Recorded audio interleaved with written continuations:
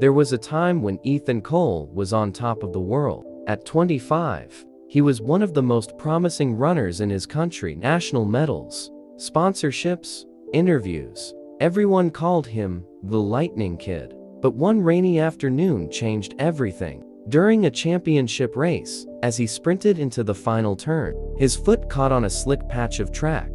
He crashed hard. The pain in his leg was unbearable. When he looked down, his knee was twisted in a way it wasn't supposed to be. The doctor said the words every athlete fears: "You may never run again."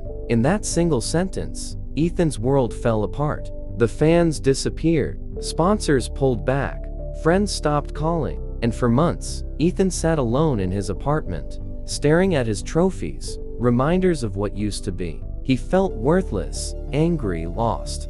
Then one day, while cleaning his room, he picked up his very first trophy, a small, cheap one from when he was 10 years old. The gold paint was fading, but the engraving was still clear: "For never giving up." That line hit him like lightning. He realized this wasn't about winning. It never was. It was about showing up, even when it hurts, even when no one's watching. Ethan made a decision that day. If he couldn't run on the track, he'd run in therapy. If he couldn't train for medals, he'd train for movement. He'd start again from zero.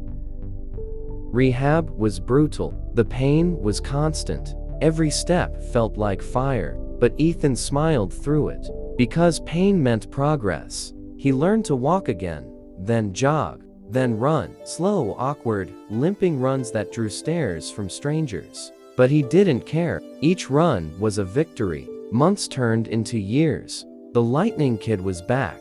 Not for fame, for fans, but for himself. One quiet morning, 5 years later, Ethan signed up for a small community race. No cameras, no sponsors, just runners who loved the sport. As he lined up, the sun rising behind him, he whispered to himself, "This is for the kid who never gave up." The starting gun fired, and he ran. He didn't win that day. He finished 37th. But when he crossed the finish line, tears streamed down his face, because this time, he wasn't running to prove others wrong. He was running to prove himself right. Months later, Ethan's story went viral not because of a medal, but because of his comeback.